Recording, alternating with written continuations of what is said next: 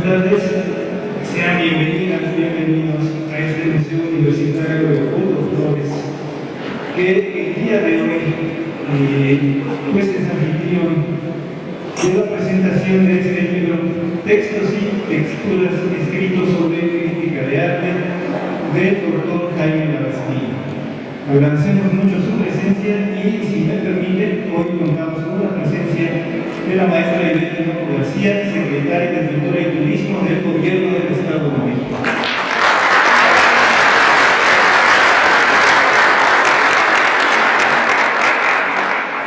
La doctora Mercedes Portilla Luca, secretaria de Difusión Cultural de la Universidad Autónoma del Estado de México.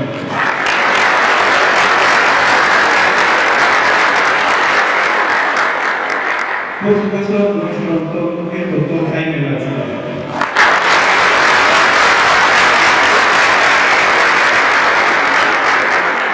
La maestra Ana Ríos Soberani, docente de la Facultad de Artes de la Universidad.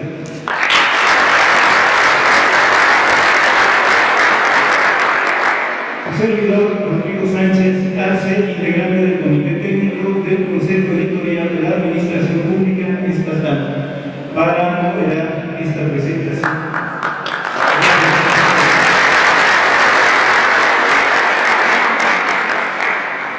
En este momento cedo la palabra a la doctora Mercedes Portilla Luca, secretaria de Educación Cultural. Gracias, pues muy buenas tardes a todos y todas ustedes. Sean bienvenidos y bienvenidas al Museo Universitario Leopoldo Flores. Es un honor estar presente el día de hoy en la presentación del libro Textos y Texturas, escritos sobre crítica de arte por el doctor Jaime Labastida Ochoa. Saludo y agradezco la amable asistencia de la maestra Irene García, secretaria de Cultura y Turismo del Gobierno del Estado de México, de la maestra Ana Gabriela Soberani, docente de la Facultad de Artes de nuestra universidad, y por supuesto del maestro Rodrigo Sánchez Arce, integrante del Comité Técnico del CEABE, precisamente el doctor Alfredo Barrera, que también, además de ser el rector de nuestra Casa de Villoro, pues también estuvo al frente de esta publicación y esta obra que el día de hoy nos reúne en alianza con la universidad a través del Consejo Editorial del Gobierno del Estado de México. Entonces, también sea usted bienvenido al maestro Jorge Barragán, también el rector de nuestra universidad y el rector de nuestros universitarios. Muchas gracias a todas y todos, porque cada una de las personas que está presente realza y le da brillo precisamente a esta, que será una presentación seguramente muy enriquecedora con el maestro precisamente Jaime Labastida. El doctor Jaime Labastida es poeta, periodista, ensayista, filósofo académico mexicano y uno de los intelectuales más destacados de México. Por ello, en el año 2019 se le otorgó el premio Fidel durante la quinta edición de la Feria Internacional del Libro del Estado de México. En esta ocasión, el doctor Labastida Ochoa presenta un libro que se caracteriza por recoger textos escritos a lo largo de varios años y en diferentes circunstancias. Muchos de los textos de este libro nacieron por la necesidad de explicar las imágenes centrales de la revista Cultural. El libro cuenta con una selección de textos realizada por Rodrigo Sánchez Arce, así como una selección de imágenes que ilustran cada uno de los apartados. En este volumen presenta una prosa crítica y reflexiva que fluye sobre la obra clásica de grandes maestros mexicanos del siglo XX, como son Diego Rivera, Daniel Alfaro Siqueiros, Rufino Tamayo, Luis Nishizawa o Francisco Toledo. El libro Textos y Texturas, escritos sobre crítica de arte, tiende puentes entre códigos líricos y propuestas visuales. El autor brinda una interpretación en donde las imágenes ópticas apelan a nuestra propia capacidad de mirar las obras maestras de grandes representantes del arte. Estamos seguros que este libro será del agrado de todos y todos ustedes. Consideramos que es un privilegio tener a nuestro alcance el detallado y honroso recorrido que el autor brinda por la vida y obra de extraordinarios artistas. Para nuestra Universidad Autónoma del Estado de México es un gusto que esté con nosotros maestro doctor Jaime Labastida, y un saludo también, por supuesto, de nuestro señor doctor, quien siempre apoyando los temas de cultura, los temas vinculados precisamente con el poner en común el conocimiento y la experiencia de pues grandes personas que trascienden y personajes a través por ejemplo, como de esta obra que usted nos pone en común, pues es de agradecer. Bienvenido, somos amigos antes de este trabajo. Bienvenido, maestro.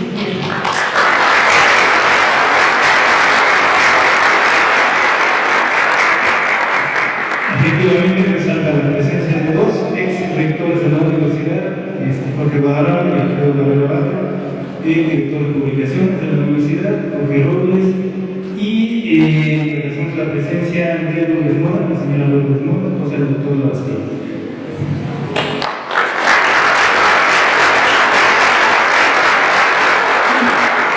A continuación, hacemos la palabra a la maestra Elena Mango García, secretaria de Cultura y Turismo. Gracias, buenas tardes a todas y a todos. La verdad es que es un gusto estar el día de hoy aquí en este espacio maravilloso para quienes tenemos, independientemente del lugar donde prestemos nuestros servicios profesionales, quienes tenemos la sangre verde y oro siempre, es muy bonito estar en este lugar emblemático que guarda el acervo de uno de los artistas plásticos más importantes del Estado de México, como es Leopoldo Flores. Y además hacerlo en el marco de la presentación de este libro de textos y texturas que el día de hoy nos convoca su autor, el doctor Jaime Labastida, de quien además de que me permitiré en un momento hacer alguna lectura de su trayectoria, ha estado muy aliado al Estado de México, ha impulsado muchos proyectos importantes, por ejemplo, el tema de la investigación sobre Mariano Luciño, que se ha llevado a cabo con la propia universidad a través de la Fundación UNEX, un compendio de publicaciones importantísimo y de gran calidad, proyectos de arte, de cultura, que siempre ha estado muy vinculado al Estado de México y de manera muy particular. Agradecer siempre por el afecto recibido con mi persona y mi familia. Muchísimas gracias por ello. Y además también decir públicamente que el estar hoy 13 de septiembre a unas horas, a unos días de que se arregló la administración estatal, que a veces el licenciado Leonel Mazo Maza, era un récord lograr que saliera de imprenta este libro, y por ello quiero agradecer de manera muy particular a la doctora Mercedes Petilla, Jorge, por todo el empeño que hicieron, por supuesto también al doctor Alfredo Barrera, un buen equipo ahí para lograr esta colisión entre la Secretaría de Cultura y Turismo y la Universidad Autónoma del Estado de México. Ahí también Rodrigo haciendo la parte que le correspondía para lograr los derechos de autor, ya lo estará comentando más adelante. En fin, creo que es importante comentarlo porque cuando hay un proyecto interinstitucional, una pasión por lo que tenemos como responsabilidad hacer, que en este caso nos vincula además del rector en la responsabilidad cultural y particularmente el programa editorial, pues es que se logran estos resultados, y por ello al equipo también de la Secretaría de Difusión Cultural de la Universidad, al señor rector, nuestro agradecimiento por ello. Y qué mejor que estar acompañada también de una académica joven de la propia universidad.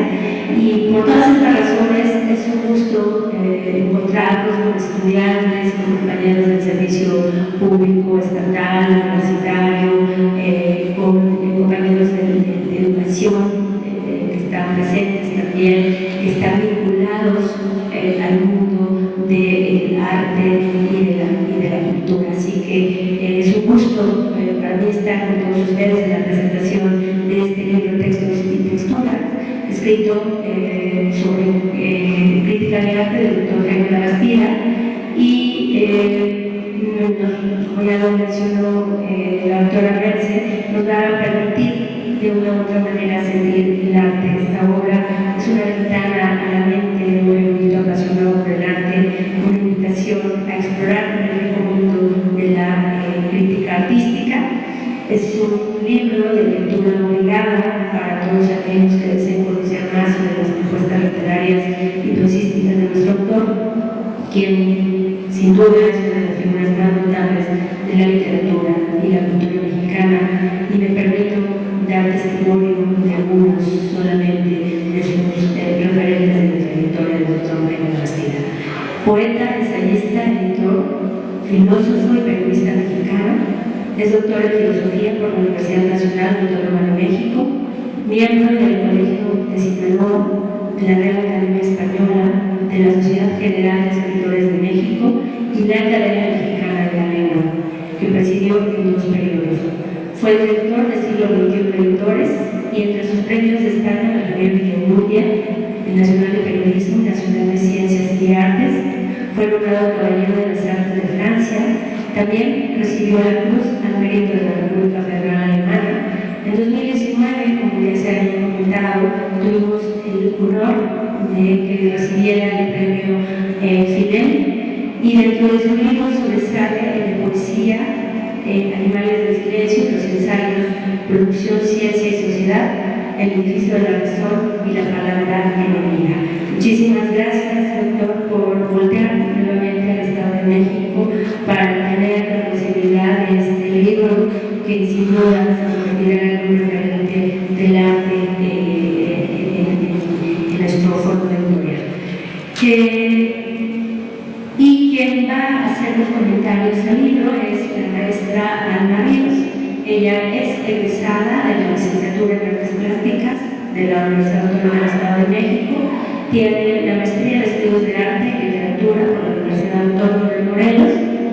Actualmente es docente de la Facultad de Artes de esta universidad, y su trabajo plástico se centra en la fotografía y el dibujo, lo que la ha llevado a colaborar con colectivos de autopublicación y centro editorial. A ambos, muchísimas gracias por estar aquí, por darnos la oportunidad a quienes nos hemos dado cita de conocer un poco más de estos grandes de la pintura mexicana, como se han mencionado, Siqueiros, Mayo, Rivera, Gisada, Cabrera, en fin, todos los que están referenciados en este libro. Pues les dejamos en el uso de la palabra con la moderación de Rodrigo Sánchez Arce, y nosotros nos incorporamos a la primera fila para dejarles mayor libertad en esta presentación de libro.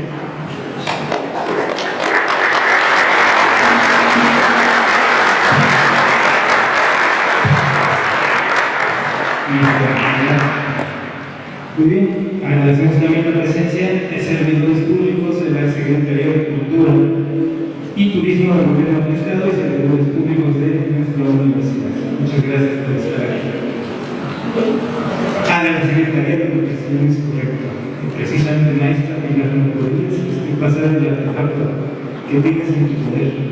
Iba a comenzar de otra manera, pero les voy a enseñar una pieza que valoro mucho, porque me fue obsequiada por el doctor Labastida, pero además tiene un significado muy especial. Doctor, lo guardo con mucho cariño, gracias. Y en el año 2021, hasta que llegó el doctor Barrera a ser secretario ejecutivo del Consejo Editorial, se barajó la idea de hacer libros para quienes habían recibido los premios Fidel. Y bueno, nos tardamos un poquito, pues yo tomé la iniciativa con el doctor Labastida por muchas cosas. Fui a vernos a casa, a principios de este año, y ya había dado la idea de que quería que se publicara algo sobre crítica de arte. Pero me parece que la génesis del libro se encuentra aquí, doctor. Usted no me deja mentir. Este artefacto del doctor Víctor Hugo Ruiz, un arqueólogo, que se llama Géneros Pasos Mesoamericano, lenguaje geométrico arquitectónico de acrílico, resulta que es la página 1 del Códice de Bernard Mayer. Y resulta también que si se coloca encima de la pirámide de Sidi Chandu, casa perfectamente bien. Y precisamente ese fue el primer texto en el que pensamos para el libro del doctor Labastida, que además es el texto inédito de este libro. Los demás los publicó el doctor Labastida en la segunda época de la revista Plural que él dirigió, de 1978 a 1994, es donde nos damos cuenta que es un escritor multifacético, que parece que nada escapa a su entendimiento, y de ahí sacamos otros textos, aparte de 2 libros de Fouet donde él también participa, los libros de Nishizawa que deben conocer, y uno más de Edgardo Cobla, sinaloense, pero que vean es como si fuera mexiquense de allá de Tlalmanalco. En fin, debo decir también, antes de empezar, que tal vez el libro que más trabajo me ha costado en mi vida como editor, reunir los textos y luego las imágenes, sobre todo que nos dieran las licencias de uso. Perdón por esta introducción, pero le cedo la palabra a la maestra Alma Reyes Soberanis, quien nos va a hacer el favor de hacer los comentarios del libro.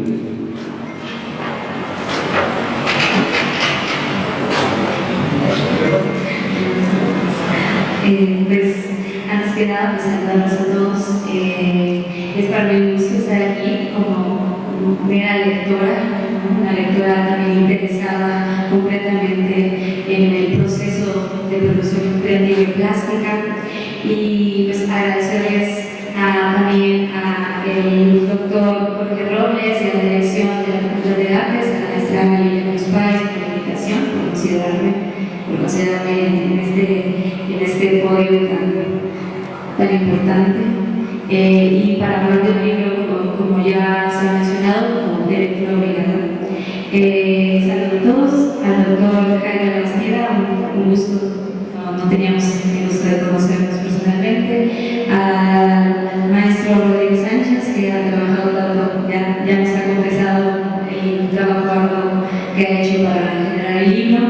Y bueno, también a la maestra Nivel y a la doctora Mercedes por recibirme, por ser tan cálidas también, y también por el trabajo tan arduo de la Secretaría de Difusión Cultural del Nuevo Moreno y de la UNEX y la Secretaría de Cultura y Turismo del Estado. Pues bueno, antes que nada, confesar que también en ese primer acercamiento, cuando se me acercaban a invitarme, la invitación fue a comentar mi libro, sí, del doctor Jaime Labastida, pero no se me dijo exactamente de qué trataba ese libro. Yo inmediatamente asocié a su trabajo en la poesía, no es que yo sea muy docta en poesía, pero pensé que ese era el tipo de texto al que me iba a acercar, y me llevé una sorpresa muy interesante, muy grata, muy feliz también, porque personalmente no tenía la oportunidad de haber leído su faceta de crítico de arte. Creo que no todos habíamos tenido esa oportunidad. Eso es pues una oportunidad que nos brinda el libro, textos y texturas, compilar en este espacio, ¿no?, su mirada hacia el arte plástico. Y bueno, también me sorprendía mucho, justo se nota el trabajo, el esfuerzo de reunir los textos, también de identificar cuáles son aquellos que abarcan, que atraviesan la mirada del doctor sobre el arte. Y me voy a permitir leer un poco, porque si no, entre los nervios me pierdo. El libro es una compilación, como ya lo dijeron, de 15 escritos, en los que, como lo nombra el mismo autor en la introducción del libro, se pone en acto lo que la práctica de la plástica mexicana ha provocado en él. Y ese poner en acto me parecía también importante, pensar la escritura como el accionar del arte. Hay a lo mejor otros accionarios, pero en el doctor es escribir. Ante la experiencia del arte, y no solamente, y bueno, que me parece que más bien este es como el móvil en el que se congregan, se juntan y conviven todos estos textos, que son son diferentes todos y cada uno, no solo porque aborden prácticas, materialidades, autores distintos, también porque se han construido, como ya lo dijo el maestro Rodrigo, a lo largo de una temporalidad también amplia, ¿no? Son algunos textos dentro de la revista Plural, entre los años 78 y 94, y algunos otros que se incluyen en los libros dedicados a algunos de estos artistas. No solamente me parece que esa pluralidad es la que permite acercarnos a muchas o a distintas reflexiones que atraviesan la creación plástica y que encontramos en este ejemplar particularmente acompañadas de ese proceder poético con el que yo pensé que me iba a acercar y que es capaz de hacer texto la textura. El título, Textos y Texturas, escrito sobre crítica de arte, nos anticipa y nos introduce a un entrecruce de lenguajes, a una escritura de la experiencia no solo de lo visual, sino de lo que se desborda del sentido de la vista, hacia lo táctil, hacia lo sonoro. La escritura de la Bastida es sensible a las lecturas, a las interpretaciones de esas formas individuales de los artistas, a veces abordando los trazos violentos, otras ese carácter sereno de la pintura, a veces incluso pretende la búsqueda de las formas esenciales. A través de estos textos, el autor nos permite también avanzar por las preguntas que se accionan desde su mirada y se dirigen hacia el proceso plástico y pictórico. Preguntas que solo podrían suceder en esas relaciones, en esos acercamientos de las cosas del mundo que permite la mente del poeta o del filósofo, y que solo sucede también en la pericia de la mente de su lenguaje. Una obra de arte, apunta el autor, no solo se explica por las condiciones sociales que la hicieron posible.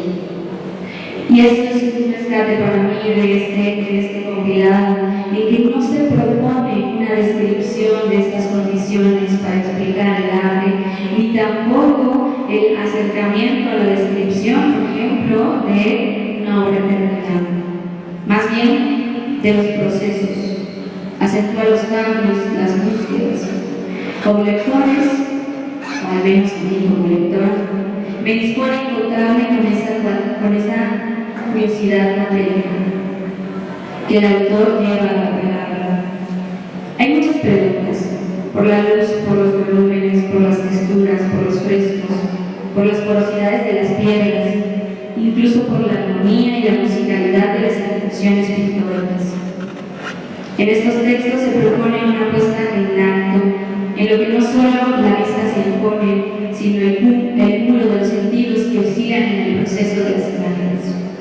Considero que esas características en los textos y que personalmente me hablan mucho más cercano es este interés, este conocimiento y este espacio a esa materia pictórica que más adelante, y si me permiten el espacio, podría también preguntarle al doctor si el caso de este acercamiento tiene que ver con la relación de cercanía que tiene con algunos de estos artistas, o incluso si ha tenido porque pareciera que está escribiendo desde el conocimiento pleno también de la ejecución de la pintura.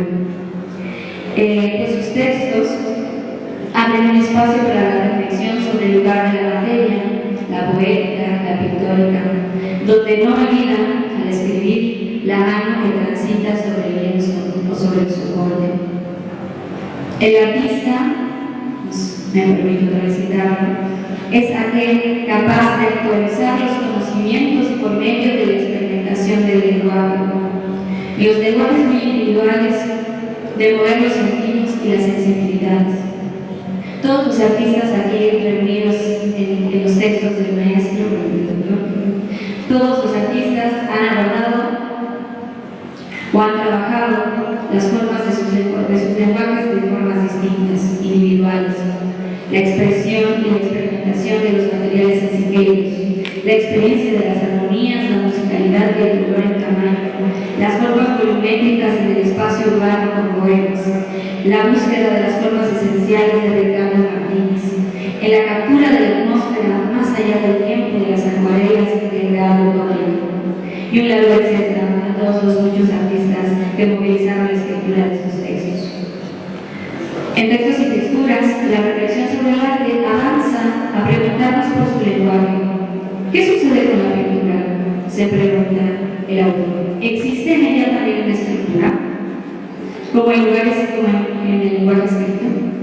Este tejido entre texto y pintura se reitera a lo largo de los escritos, en momentos, en lo personal, mis favoritos, en los que la sensación de la imagen se remite a las sensaciones del texto o viceversa. Un paisaje perfectamente logrado en acuarela de Goya, acompañado de un paisaje inverso de Carlos Pellicer. Es la experiencia del arte plástico ante la pintura, el grabado y la escultura la que da paso a las reflexiones aquí planteadas, a las preguntas que movilizan este hilo de este texto o textura.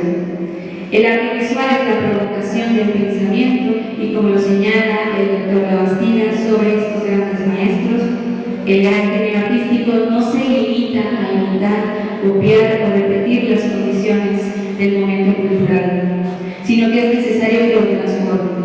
Es así que la obra artística nos moviliza al arte. En el caso propio de Jaime Labastida, el de la escritura, al de la pregunta y la reflexión. Y por último, no solamente les invito a la lectura de este maravilloso trabajo, mucho esfuerzo, no solamente a una lectura atenta, sino también a acompañarlo de esa movilización de los sentidos y las sensibilidades que se puede permitir la experiencia pictórica y la experiencia de la lectura, y ampliar los horizontes sensoriales a volverlo un ejercicio de reflexión. Muchas gracias.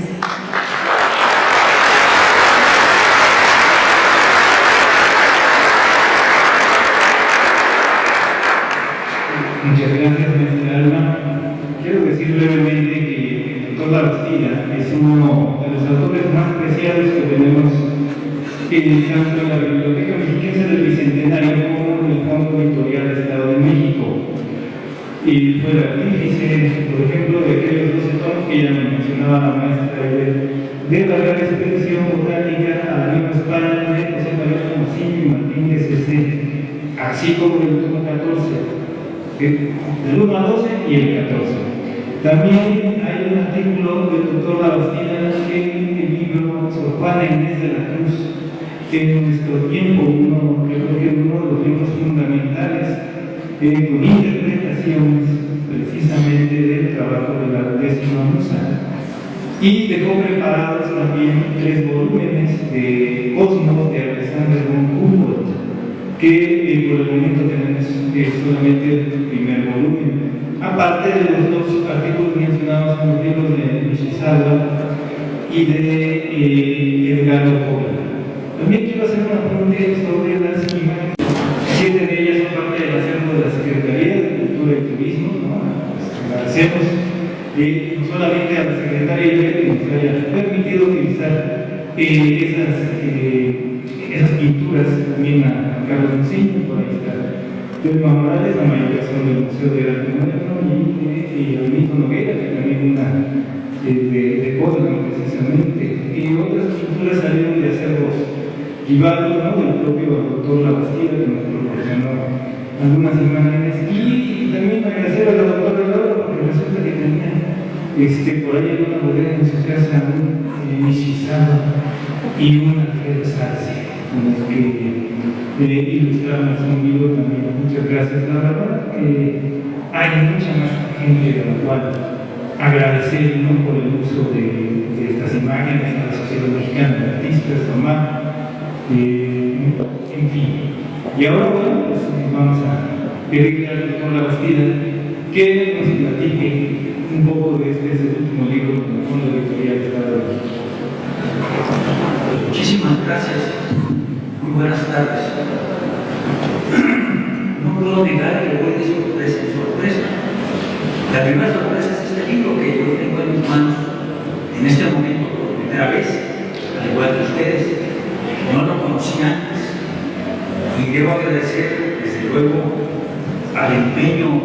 fundamentalmente del doctor Barrera y de Rodrigo Sánchez, y que haya podido salir a tiempo. Esta es la segunda sorpresa, que uno de los últimos actos de esta administración que preside en la Casa de la Cultura, mi querida amiga Ivette Hinojo, pues haya sido la presentación de este libro. También es otra sorpresa que agradezco infinitamente. Y quisiera, otra sorpresa es que no me deja mucho que decir, porque varias de las cosas que debería decir de mis vínculos con el Estado de México, pues ya nos ha puesto en relieve tanto Ivette como Rodrigo. Yo estoy vinculado al Estado de México desde muchos años atrás, no solamente por la admiración por Sor Juana, por Chichagua, por José María Velasco, sino por todo lo que los amigos que tengo en el Estado de México y que me han hecho el enorme favor, el enorme servicio de ahora de publicar estos textos. La tercera sorpresa es que yo no soy crítico de arte. Yo me vi obligado a escribir estos textos a petición de mis amigos. ¿Por qué? Porque, por ejemplo, yo no conocía a Chichagua, por supuesto, y a la mayor parte de los autores de los que hablo aquí, a Gates, a Rufino Tamayo, a Siqueiros, fueron mis amigos, pero nunca escribí sobre ellos en vida propia, mientras ellos vivían. Ni ellos me lo pidieron, ni yo les pedí jamás un cuadro suyo. Nuestra relación era de amistad pura, no de interés mutuo. De manera que escribí sobre ellos cuando ya había muerto, sobre lo mismo, sobre Siqueiros, sobre Tamayo y Gates y demás. Otros sí, digamos, escribí escrito sobre un gran pintor, un gran grabador, el más grande grabador que creo que hay en este país, que se llama Jesús Martínez. Y yo digo que es el más grande grabador porque cuando se hizo una exposición suya en el Museo de la Estampa, en la Ciudad de México, estaba Moreno Capdevila, que era un gran grabador también, del cual también fue nuestro amigo. Y le dije que gran grabador es él me dijo, es el mejor grabador de México. Y yo lo interrumpí y le dije, Francisco, el mejor grabador de México eres tú. Me dijo, no, el mejor grabador de México es Jesús Martínez. Y si ustedes conocen los grabados de Jesús, son grabados llenos de texturas. Por eso es lo que inspiró también el título del libro. No son grabados planos, no son mixografías, no son serigrafías, son grabados que tienen relieve. Usa la prensa como un arma para dar una textura al propio papel de altísima calidad que utiliza. Pero fue discípulo de Chichagua, y a través de Jesús Martínez conocí también a Chichagua. Y ustedes me pidieron que escribiera sobre Chichagua, y por eso lo escribí. Son textos de ocasión, digamos, textos que no fueron preparados por mí anticipadamente. No me dedico a la crítica de arte, no soy un crítico de arte.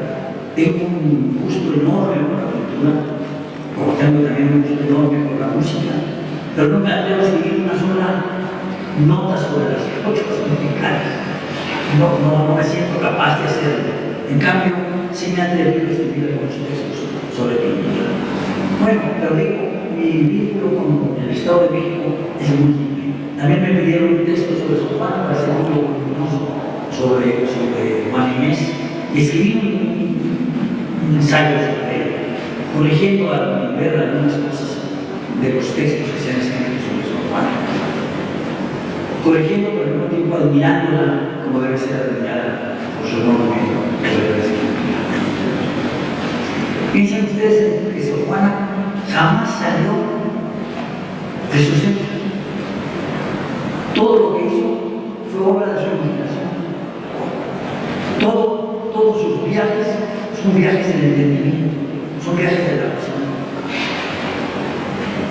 Es asombroso el que una mujer de este tamaño, poco más de un siglo de la presencia de la lengua española en nuestro país, fue capaz de llegar a esas lecturas igual que los grandes poetas del siglo de oro, sin siendo mujer, siendo española criolla, habiendo nacido en una alquería, en un pequeño rancho en las faldas de Iztaccíhuatl, sin haber salido jamás de la Ciudad de México, sin haber salido jamás de su celda, hacía pequeños recorridos en la ciudad, porque vivía enclaustrada.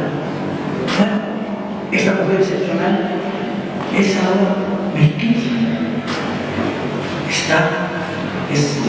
Corresponde a lo que actualmente es el Estado de México. Y lo mismo podemos decir de José Mariano Mosigno, nacido en Tepozcatepec. Durante muchos años fue ignorado. Ustedes tuvieron conocimiento de Mosigno. Ustedes establecieron la medalla José Mariano Mosigno a la investigación científica, porque conocieron los libros de textos latinos sobre la planta, la flora, escritos por Mosigno a partir de la expedición botánica. Pero se conocía solamente eso. Estaban dispersos, sin orden, no estaban acompañados de las láminas. Y cuando, para la conmemoración del bicentenario del inicio de la independencia, me propuse hacer el reconocimiento de Mosigno, acudí a lo que se sabía que entonces existía como posible, la colección de la flora de las damas de Ginebra. ¿Por qué? Porque Mosigno se llevó, junto con Cecé, por supuesto, la enorme cantidad de dibujos a España. Tenía la intención de publicarlos, a diferencia de lo que pasó con la enorme colección de Francisco Hernández, el protomédico de Felipe II, que permaneció en el historial sin conocerse desde siglos. Ellos querían publicarlo, pero vino la invasión francesa y ya no pudieron hacerlo. Sin embargo, él apoyó a los franceses y por eso en España Mosigno no lo quiere dar cuenta, porque él era partidario de la Ilustración. Lo primero que hizo, abominamos del Pepe Botella, pero lo primero que hizo Pepe Botella fue proscribir la Inquisición nacional. Y hubo un general que luchaba contra los franceses que gritó viva las cadenas. Mosigno no adoraba las cadenas. Mosigno quería la libertad, por eso quería publicar la obra completa. No pudieron hacerlo ni él ni Cecé. Y cuando lo llegaron al exilio, partió hacia Francia con la enorme cantidad de dibujos de que disponía. Y esos dibujos los entregó al más grande biólogo de su época, que era Agustín de Cantor. De Cantor se los llevó. Cuando le levantaron la prohibición de vivir en España, a Mosigno, le pidió de Cantor que le devolviera aquellos dibujos. De Cantor, que no había terminado de estudiar, se acercó y logró que en aproximadamente 2 o 3 semanas las damas de Ginebra los cogieran. Lo único que se conocía, pues, era la copia hecha por las damas de Ginebra de esta enorme cantidad de flora sobre la Nueva España, recogida por la Comisión Botánica. Yo me propuse editarlo y me dirigí al depositorio de Ginebra, al Jardín Botánico de Ginebra, fundado por Cantor, y me dijeron: sí, está a su disposición, pero acaban de aparecer los originales. ¿En dónde estaban los originales? Vuelto a España, Mosigno, gloria del Estado de México, vuelto a España, Mosigno, muere en Barcelona en la miseria más completa. Ya tenía los dibujos consigo y se quedaron en manos del médico que lo atendió y se perdieron durante 2 siglos. Es una novela realmente lo que sucede con eso. Y los nombraron en Estados Unidos el Instituto Hunt para la Investigación Botánica. Yo me dirigí entonces al Instituto Hunt para poder reproducir la totalidad de los dibujos. Pidieron una fortuna por ellos, porque pedían, no recuerdo si 15 o 20 dólares por la reproducción de cada imagen. Eran miles. Pues le dije que íbamos a reproducir la totalidad, que se iba a investigar y a reordenar todo. Bueno, con esto lo único que quiero decir es que gracias a la colaboración, por un lado, de la Universidad Nacional, pero por otro lado, al Estado de México, se pudo lograr la publicación de los 14 volúmenes, el 13º volumen, por una razón absurda, pero en fin, aves, pero son 14 volúmenes.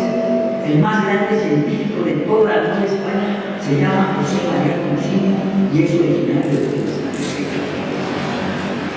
Bueno, pero aquí no tenemos entendidos, porque los escritos que publicó Alzate en las casetas de literatura, firmados con el seudónimo de José Velázquez o José Velázquez de Visipotis, se consideraban que eran autoría de Alzate. Y así hay escritos exaltando la enorme crítica que hizo Alzate a la escolástica. Por ejemplo, además Alzate, el autor de esos textos, el autor de esos textos es José María Consino, que también era, además de médico, un botánico, filósofo. Y la gran crítica escolástica la realiza precisamente José María Consino. ¿Y cómo lo supe? Pues porque leí de principio a fin las recetas de literatura y me encontré con una nota del propio Alzate donde dice que no ha podido continuar su sueño escribiendo esos textos porque se ha incorporado a la Real Expedición Botánica a la Nueva España. O sea, Alzate no dijo que eran suyos. José Velázquez de Visipotis es José María Consino. Ahora, Alzate también era mexiquense, así que no había ningún problema en cuanto a la gloria por lo que al Estado respecta, pero la gloria corresponde a nosotros. Bueno, pues estos han sido mis vínculos a lo largo de mucho tiempo con el Estado de México y, digamos, por esa razón, yo me sentí muy contento cuando se me pidió un texto que me hicieron el honor de darme el premio FILEM, Feria Internacional del Libro del Estado de México, y, digamos, siente la obligación de que cada uno de los que hemos recibido el premio tengamos un libro publicado, pero como yo propuse e hice sufrir muchísimo al propio pobre de la botella, tratar de meses para poderlo hacer, obtener los permisos de producción, sacar las fotografías, si estaban bien o estaban mal, y finalmente pudieron salir. Incluso yo sugería algunos cuadros encuentras que me proponían. Y por desgracia, bueno, yo dije, esto pone esta propiedad particular, pero aquí veo que dice propiedad particular de Jaime Labastida y no quería que nos pareciera así.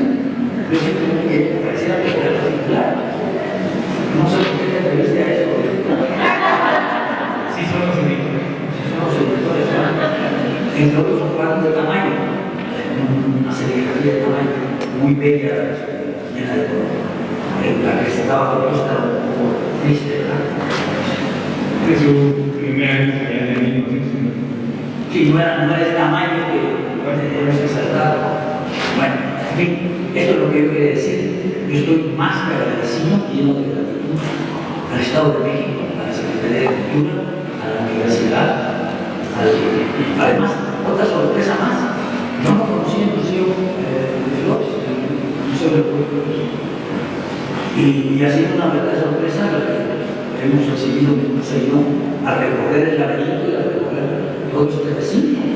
Es verdaderamente no es recinto, está muy abierto. Es otra de las características asombrosas de la cultura de la Flores. Y ahora estoy a su disposición para responder algunas preguntas. Por ejemplo, creo que no hay ningún texto sobre el labio y debería haber escrito también algo sobre el labio. Porque Gary también fue mi amigo, muy amigo, y tenía ideas muy particulares sobre la pintura. Por último, mientras estábamos revisando este libro, tuvimos problemas para obtener una reproducción del cuadro de Antonio López Sáenz.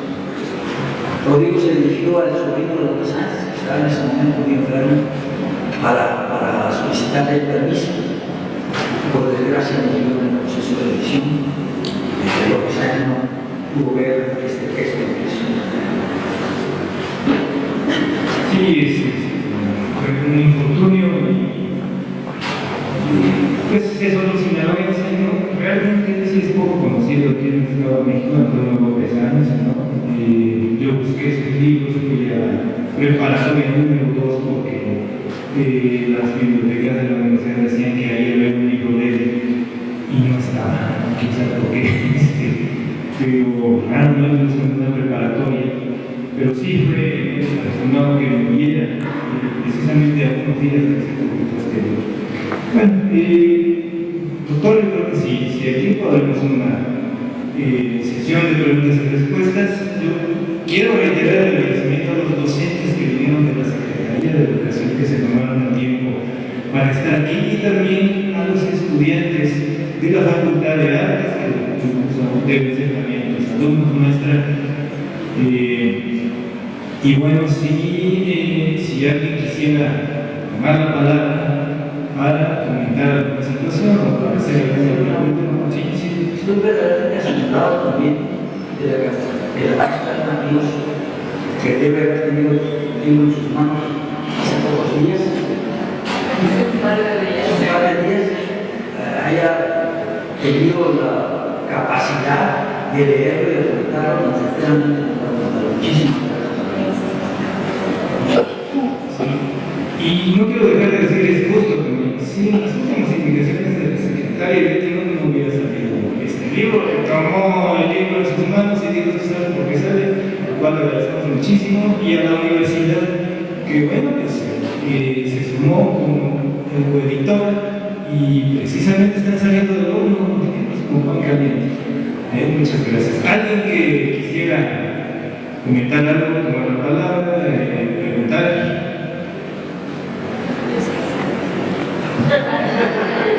Yo voy a aprovechar. Sí, yo quería preguntar esta relación que haces a veces al hablar de un pintor y un exeditor al mismo tiempo, como de esa aproximación, esa sensación que te provoca tanto ver la pintura como leer el poema, porque creo que ahí hay como elementos que personalmente son de mi interés, como ese vínculo, visualidad, escritura, y no sé cómo suceden estas cosas al enfrentarte al cuadro. En ese momento también recuerdas los textos, es la sensación que tienes de la experiencia ante el arte visual, o es así un proceso de reflexión sobre esa pieza la que lleva a estos como momentos en donde hay pintores y poetas, pintores y escritores. Todo eso son puntos. Sí. Creo que lo que ha dicho la maestra es la sensación que me provoca la visión de la pintura, pero luego lo asocio inmediatamente con el texto, fundamentalmente con poemas. Ustedes saben perfectamente bien el vínculo que existe entre la pintura de Velasco y la poesía de Pellicer. Pellicer admiraba muchísimo a Velasco y era su pintor preferido. Escribió sobre Velasco, pero muchos de los sonetos de Pellicer, donde habla de paisajes, parecen cuadros con las dimensiones atmosféricas de los libros. De manera que para mí el vínculo es inmediato en el caso de la pintura de Velasco y la literatura, particularmente algunos de los sonetos de Pellicer. Y no solamente los sonetos, no recuerdo el título exacto del poema Tempestad y carne en amor de Morelos, cuando habla de Bosteco, y si las palabras vinieran a la vecina de Morelos, vendrían envueltas en esos nubarrones de piedra que a unos cuantos kilómetros nos miran. El huracán de piedras entre Bosteco y los cabanas. Eso es muy difícil. Esa dimensión que tiene la poesía de Pellicer, esa que encuentro en las grandes atmósferas, la pintura de grandes dimensiones. Y lo puedo, para ver, se ha dicho muchísimo que hay un vínculo estrecho desde el punto de vista artístico entre la pintura de Monet y la música de Debussy o también particularmente la de Debussy. De manera que hay un lenguaje que se interpenetra en las distintas artes. Y en mi caso, es lógico la relación con la pintura, de la pintura y la música. Ya se han mencionado varios nombres de pintores que están en este libro. Falta Carlos Mérida, ¿no? el más vanguardista de los pintores mexicanos nacidos en Guatemala, le digo yo. Ya mencionaron a Capdevila, de quien no hay herederos. Matías Guedes, fue un problema encontrarlo, pero finalmente respondió el Daniel. Y algún otro que se me escape por ahí, pero bueno, este es el universo de los pintores, aparte de un artículo que habla sobre el deleite de estar en un museo de arte y la visión estética científica del doctor Labastida, ¿no? También forma parte de uno de los capítulos del... En fin, alguien que quiera participar, además.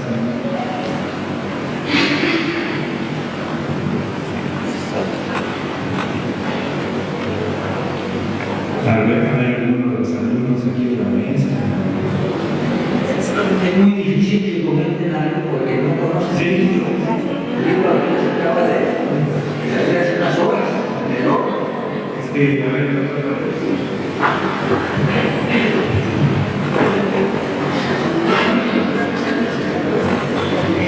Gracias. Bueno, doctor, pues tuve oportunidad, sí, con poco tiempo, pero sí poder leer parte del libro. La verdad es que por propia formación en el ámbito visual, como de diseñadora gráfica, al final yo he especializado en la parte de la construcción de los discursos visuales, en esta interpretación, pero también en la deconstrucción del propio discurso visual.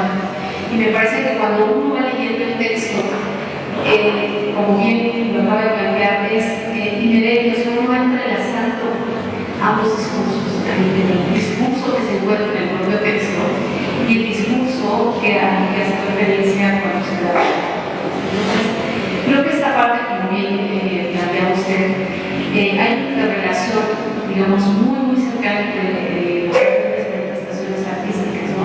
Ya tocaba la parte de la música, tocaba la parte de la literatura. ¿En qué momento encuentra usted el mozo de poder relacionar el texto o la literatura y la parte de las obras plásticas, por ejemplo? Y como bien dice usted, algunas otras artes le han provocado esta interrelación de los discursos. Gracias. Bueno, a ver, tuvimos la oportunidad de recorrer el Museo Flores. Y entre otras cosas, el laberinto. El laberinto no se entiende sin literatura. Entonces, el mito de Cero, Ariadna, Tauro, está ahí. Quiere decir que el pueblo se empapó de manera profunda en el mito. Si uno no conoce el mito, no entiende bien la pintura. El conjunto de cuadros pintores folclóricos.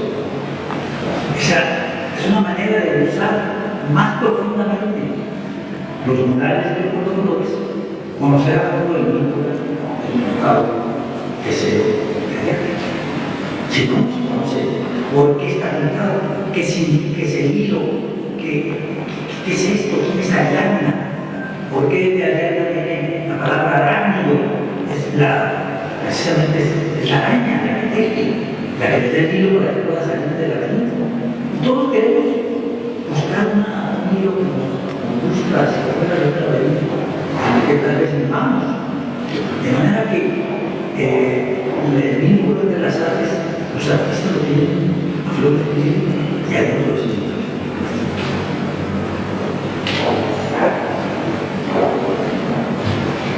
Muy buenas tardes, un gusto tenerte en casa, nos alegra su presencia. Los que trabajamos en la edición del libro tuvimos que hacer una definición de los textos, un poco antes de 2 días. Este es un libro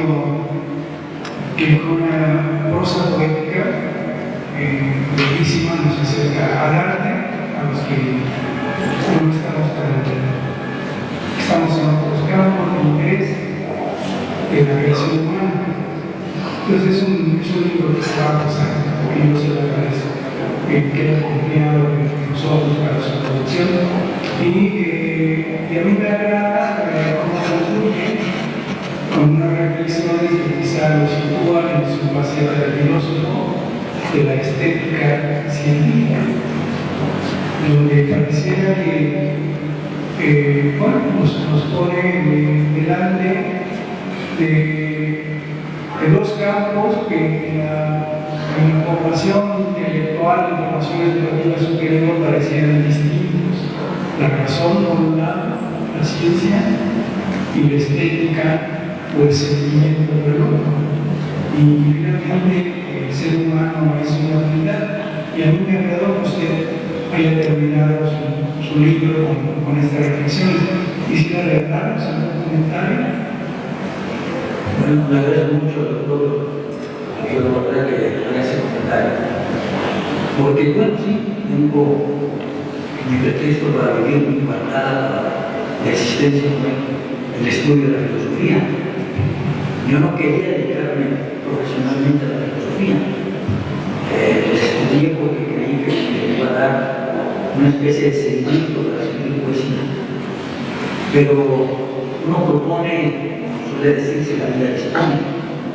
Yo entré a dar clases demasiado joven, inexperto, a los 21 años, en la Escuela Nacional Preparatoria de la Universidad Nacional. Y una de las cátedras que impartí fue estética. Y ahí me di cuenta de que había que hacer una reflexión sobre el arte que tuviera carácter científico. Es decir, una cosa es la moral, la conducta propia, y otra cosa es la reflexión sobre la moral, es la ética, es la disciplina filosófica. Pues lo mismo ocurre en el caso del arte.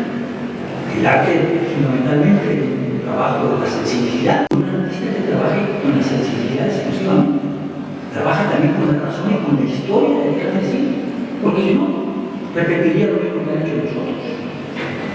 Y de lo que se trata el arte y todo lo que a nosotros nos caracteriza es la creatividad, la posibilidad de crear algo nuevo. Sí, yo últimamente digo que un estudiante de secundaria sabe más de matemáticas que Arquímedes, de Pitágoras, de Ptolomeo, de Descartes, de Kepler, pero no es un hombre de ciencia.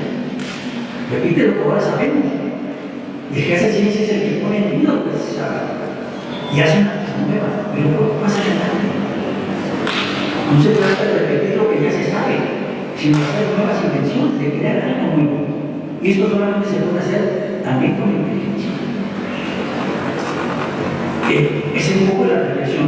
Cómo se expone críticamente la estética, la crítica o la teoría del arte. Y aquí yo me valgo un poco de Hegel, en el sentido de que este filósofo verdaderamente abstruso, este filósofo tan prolífico, lleno de textos y tan difícil de entender, lleno de interpretaciones por todos lados, nos propone un método aparentemente muy sencillo, que luego dice más que es el suyo también, ir de lo abstracto a lo concreto. Pero, ¿qué es ir de lo abstracto a lo concreto? Por ejemplo, para Hegel, ver un libro, ver un árbol,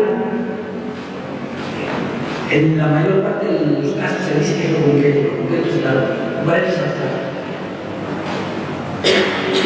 Lo abstracto se logra a través de muchas mediaciones y solo al final de la exposición llegamos a lo concreto. Por ejemplo, perdónenme esta dirección. Cuando obtuve el doctorado, uno de mis maestros examinadores fue el doctor Sánchez Vázquez, marxista y me dijo: en el primer capítulo del Capital estamos ya en lo concreto. Le dije: pues no, habiendo sido mi maestro, pero me atreví a decirle que estaba equivocado, porque todo no solamente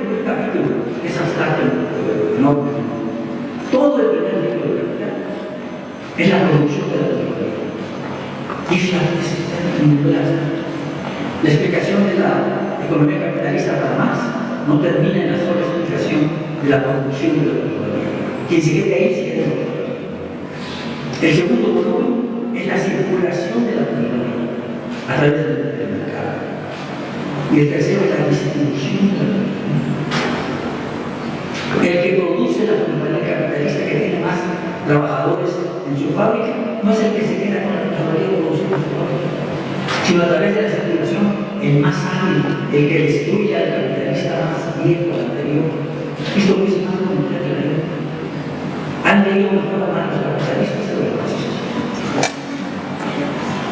Bueno, este proceso de exposición que va de lo abstracto a lo concreto es Hegel y luego Marx. Es un poco lo que ocurre. Hay que exponer cuál es lo más sencillo, lo más abstracto, lo que no tiene contenidos, en el caso de la estética, quizá la imagen, quizá en el caso de la poesía, el verso. Pero de ahí hay que descomponerlo y encontrar sus múltiples significados. Explicar solamente un verso es quedarse en el trabajo. Explicar lo que es la imagen es quedarse en el trabajo. Hay que ver las múltiples relaciones. Es un poco lo que traté de exponer en ese texto final del libro. Y por lo que toca a Chaltún, en efecto, Rodrigo vio esta pieza en mi casa y dijo: ¿qué es esto? Y digo: bueno, pues es la primera página de Barry Mayer, pero hecha en forma tridimensional, que si se coloca sobre la casa de las 8 muñecas en las pirámides de Chaltún, es exactamente corresponde a lo mismo. Quiere decir que hay una relación directa entre la imagen y la arquitectura. ¿Por qué? Porque es el círculo del año. Lo que está en la primera página de Barry Mayer es el año maya, el año mesoamericano, pues, por eso Chaltún es un enorme, todas las ciudades mesoamericanas son enormes relojes cosmogónicos.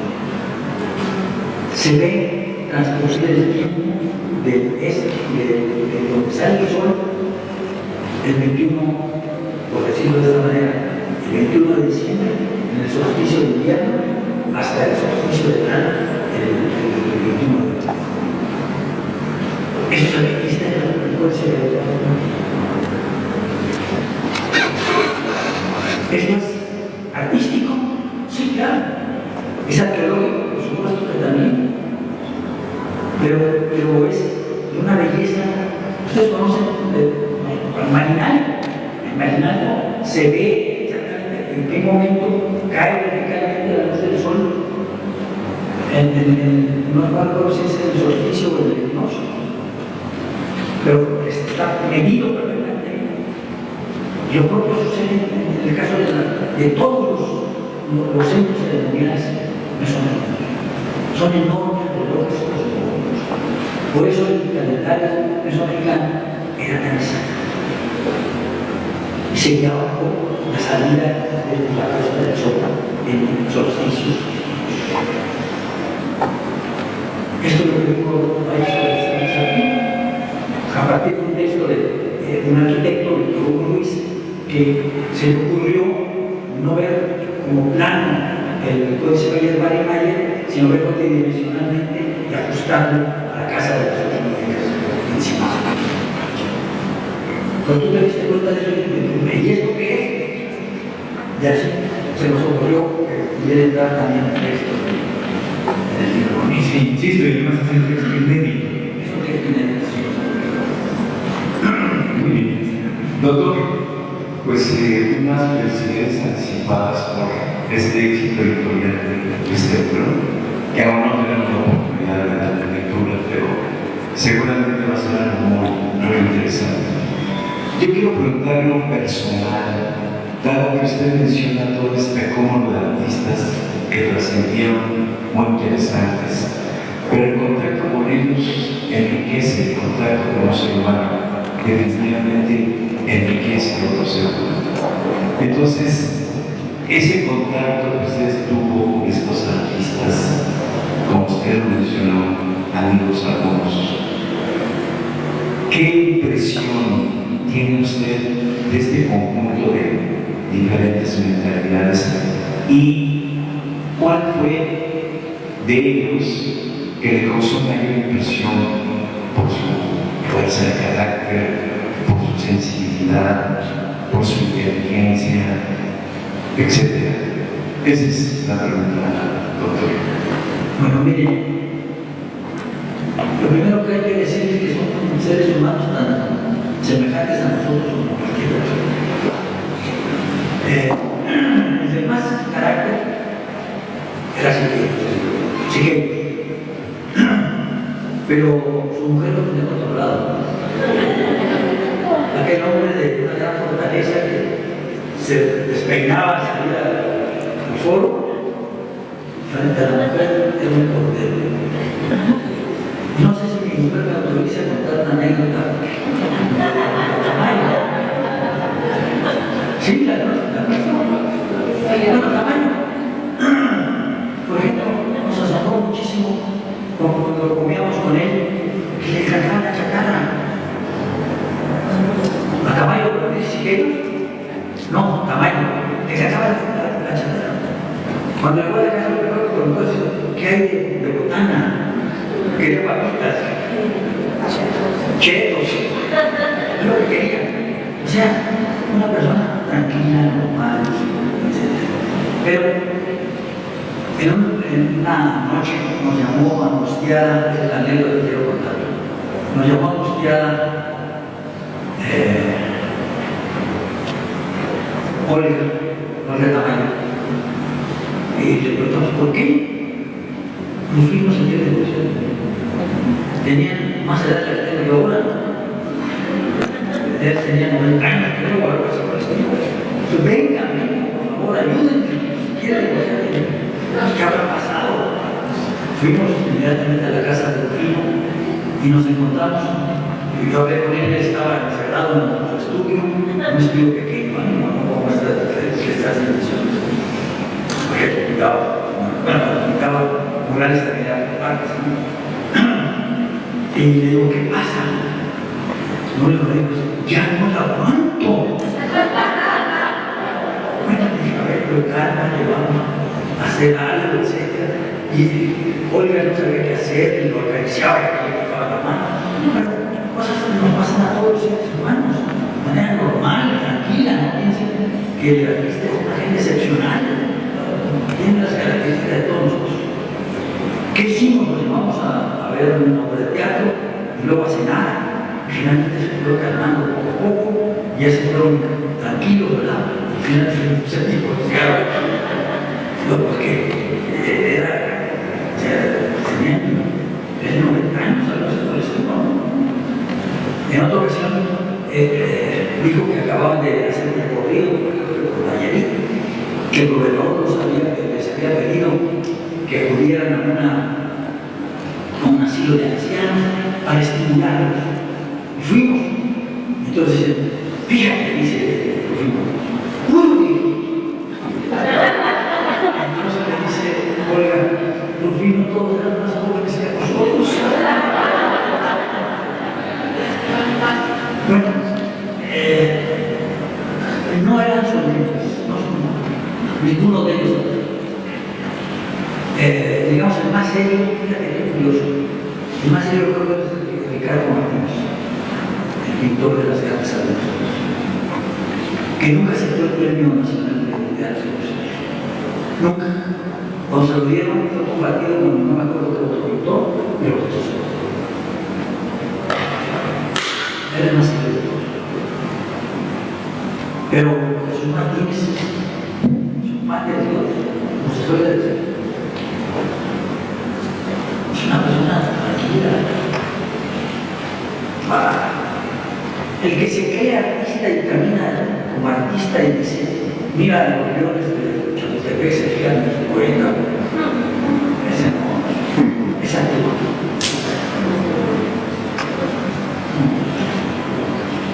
Eran Esa es normal. Muy bien. ¿Alguien más? Hugo Ortiz, Angélica. Muy buenas tardes. Estoy verdaderamente contenta de estar este día aquí escuchando lo interesante que está diciendo el doctor Martínez. Y pude adquirir el libro de canto, así que ya le eché una ojeada. No le oigo bien. Decía que estoy verdaderamente contenta de estar escuchando a nuestro que está excepcional y le agradezco sus palabras que platique con tanto gusto. He estado escuchándolo y pude adquirir el libro antes, bueno, recién llegando, y ya le eché una ojeada.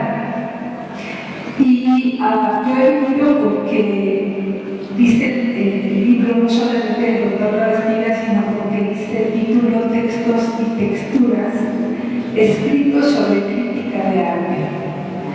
Usted humildemente ha dicho que no es ningún crítico de arte, pero en su lenguaje y en lo que está expresando ahorita, pues puedo identificar primero que cita Marx, que además también como un apreciador y filósofo, decía que un vestido no es un vestido hasta que alguien lo portara, se lo pusiera. Y también menciona Hegel que seguramente Friedrich Marx, un escritor y analista de la composición del arte visual, seguramente leyó a Hegel porque coincide con él diciendo que simplemente hay que observar para poder apreciar. Y abriendo el libro al azar, encuentro este texto escrito por usted y me voy a permitir citar este párrafo. Veo los cuadros de Edgardo Boglan, vuelvo a ellos una y otra vez. Me atraviesa una sensación extraña al advertir cómo, gracias a una arquitectura subterránea, parecen construidos con ternura y tranquilidad. Parece como si estuvieran también de una manera extraña, sustraídos al tiempo, apartados de la corrupción del tiempo, de ese trabajo tenaz que realiza el tiempo y que es semejante al que realiza el gorgojo que carcome la semilla desde dentro. Quiero decir que parecen ajenos a la lenta e implacable acción del tiempo. Esto aparte de un poema, termino la cita, esto aparte de un poema que me parece escrito con una sensibilidad que solamente la experiencia y la cultura le dan, me hace recordar ese texto de Friedrich Marx que decía que para admirar un sauce llorón no había que conocer cuál era su composición, cuál era la estructura biológica, solamente pararse frente y admirarlo o no admirarlo. Entonces, vuelvo a la humildad con la que usted expresa no ser un crítico de arte, pero escribe también en este libro, en la presentación, dice: no basta abrir los ojos, hay necesidad de educarlos. Hoy estoy aprendiendo mucho de usted, agradezco mucho y verdaderamente esta intervención mía es para decirle que humildemente también le admiro y que ojalá siga escribiendo por mucho tiempo más. Muchas gracias, muchas gracias. Respecto de Boglan, solamente le diré una cosa. Boglan no parece un pintor todavía. Lo mismo puede estar situado en el siglo XIX que en el siglo XX. Por eso digo que está fuera del tiempo, que no admite la corrupción del tiempo. Si lo comparamos con Picasso, que era un inventor continuo de formas y de texturas, vemos una enorme diferencia. Boglan, todos sus cuadros, desde que los primeros que pintó hasta los últimos, son una serenidad pasmosa. Muy bien. Bueno, buenas tardes. Primero, bueno, es un gozo volverlo a escuchar, ahora nuevamente en el Estado de México. Yo quiero traer a colación un texto que también logramos publicar con usted, los cuadernos de apuntes de José María Velasco, que por supuesto bueno, también marcó un antes y un después para poder revelar los quehaceres y las tareas de los pintores. Yo quiero preguntar, doctor, no quiero preguntárselo como filósofo. El texto de textos y texturas, tuve la oportunidad de leerlo previo todavía, y encuentro en él justo esta cercanía y el reconocimiento que usted le tiene al oficio de los pintores, por un lado, a ese grado tan alto de estética que ellos lograron conseguir en sus épocas y en sus momentos.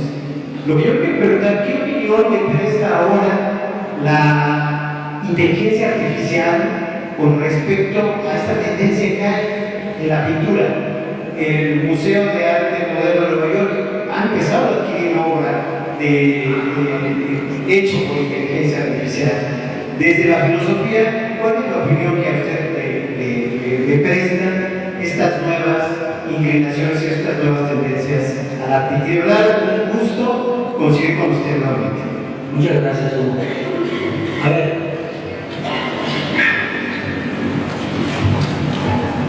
los artistas, particularmente en el caso que tratamos ahora, que es los artistas plásticos, son artesanos,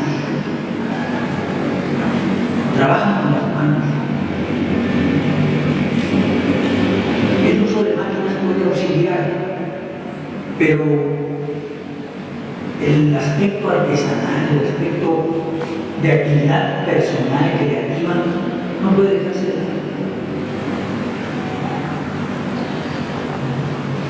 Creo que debía haber escrito algo más sobre Vladi, y en algún momento lo voy a hacer. Porque Vladi no solamente era un gran pintor, sino también un teórico del arte. Comparemos a Vladi y a Siqueiros, los dos revolucionarios, los dos de izquierda, los dos luchadores sociales, uno hijo del gran escritor y teórico Víctor Serge, que muere en México. Pero Vladi, en el caso de Vladi, era un hombre de la más rancia tradición. Él sostiene que la gran pintura se debe al uso de grandes materiales y que lo que importa es el uso del material. Y dice que el óleo fue descubierto por los pintores del Renacimiento hace más de 500 años, y eso es un gran logro que no se ha perdido. Para quienes creen que lo nuevo acaba con lo viejo, no lo asimilan. El óleo se petrifica y se convierte en resplandeciente en el cuadro sobre la tela. Y por eso dice todo ese Siqueiros presumía de pintar con los materiales de su tiempo, con los instrumentos, con la pistola de aire, con asbesto, con la grilla, se está desmoronando. En cambio, el óleo permanece. Entonces, la inteligencia artificial ahora nos conoce. Yo creo que hay que volver un poco a los cuentos infantiles, que el pan es mudo, que no nos engañen. Cuando fui por primera vez al Guggenheim en Nueva York, me encontré con una habitación, ustedes se recuerdan cómo es el Guggenheim, y en cada espacio había una vacilaga, porque no se puede decir de otra manera. Un hilo de un pajarito de papel y se decía la tormenta, qué sé yo. Bueno, yo estoy aquí diciendo que esto no es arte. Estas performances no son arte. Hay que decir, el rey parece uno. Están engañando. El artista estudia, el gran artista ve, investiga y hace obra. Yo creo que el inteligencia artificial, a ver, por ejemplo, ¿qué queda de la música concreta? ¿Qué queda del rock hecho? ¿Qué queda? De los ruidos. Hubo un músico mexicano, Jiménez Mabará, que no sé si ustedes lo conocieron, que utilizaba ruidos, pero los ponía dentro de notas. Pero no es ruido por sí solo, pues es eso basta abrir un megáfono en la calle y el ruido de los automóviles o de los tranvías, se acabó. No, hay que crear, hay que innovar con sentido. Porque, digamos, uno de los aspectos que tiene el arte es que tiene sentido, o debe tener sentido. Si no tiene sentido, no, para mí, y desaparece. Vuelvo a preguntar, ¿dónde está eso? Claro, lo hago, ¿cómo se llama? No Kandinsky, el norteamericano.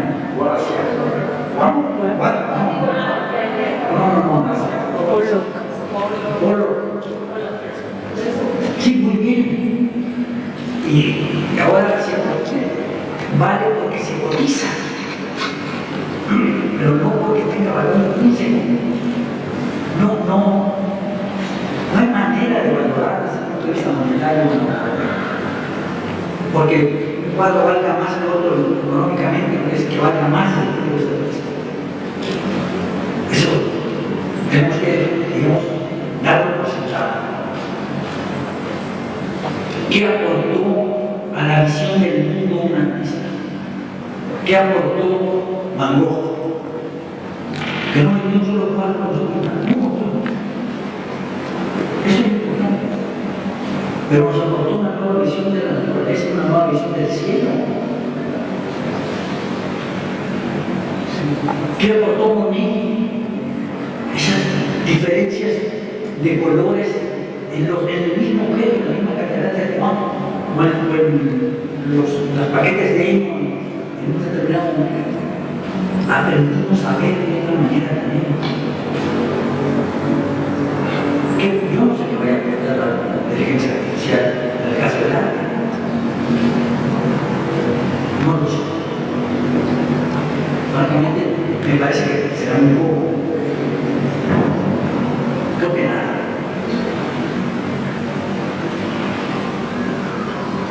Gracias. Muy bien. Rodrigo Macías, director de la Orquesta Sinfónica del Estado. Doctor, buenas tardes. Mucho gusto conocerle. Quisiera hacer dos preguntas. Una, ¿cómo ha sido este equilibrio en su vida entre el estudio y la creación? Acaba usted de decir justamente que el gran artista estudia, investiga, se fija, pero también es cierto que esta curiosidad por el conocimiento y este deseo de crear a veces luchan. ¿Cómo ha sido? ¿Cómo ha sido en su caso este equilibrio en su vida? Por un lado. Y por otro lado, no hay equilibrio. ¿Cuál ha sido la relación entre estas cosas? Por un lado. Y la otra, que ya lo dijo, por cierto, la semana pasada hicimos el babá de Dolores de Pasto. ¿Cuál ha sido, qué ha representado la música en su vida? ¿Qué representa la música en su vida? Estas dos preguntas, si de alguna manera se vean. Muchas gracias. Muchas gracias por las preguntas. Yo creo que hay más bien distintas fases, particularmente en el caso de la poesía. Después de concluir un libro de poemas, pueden transcurrir 5 años sin que yo escriba ni un solo dos. De pronto viene la poesía de una manera brutal, digamos, maluca, y es tan celosa que no lo escribo poesía. Y en, no sé, 6 meses, un año, medio, 2 años, termino un novela. Así que no hay equilibrio, sino más bien pasar de una forma a otra de vida. La poesía que existe. Es lo que puedo. No sé, os digo que no hay equilibrio. Dos fórmulas totalmente diferentes. Yo tuve un amigo, no voy a mencionar su nombre, David Amistad, que escribió poesía filosófica, pero era filosofía hecha del verso, no era poesía. Pues aquí no hay sentimientos, aquí no hay imágenes, aquí no hay metáforas, Aquí no hay nada de eso. No vimos la amistad entre nosotros por esa razón. Porque no aceptó la crítica que yo recibí. Incluso me dijo una vez, mira, cuando Brahms oyó por primera vez el concierto carachero de Dvorak, le dijo, me hubiera gustado mucho escribir ese concierto. No sabía que se podía escribir un concierto así. Brahms está venido encima de Dvorak, pero el concierto carachero de Dvorak es una maravilla increíble, es increíble. Vamos a ver mucho la cosa que puede conseguir de Brahms. No que el concierto para violín, pero digamos, más que todo el concierto. Y ahora el concierto de Beethoven. Pero, ¿qué es lo que pasa? Para mí la música me ha dado bien. Que mis primeros versos eran muy ásperos, digamos. Crujían. Y la música me permitió encontrar un ritmo más suave.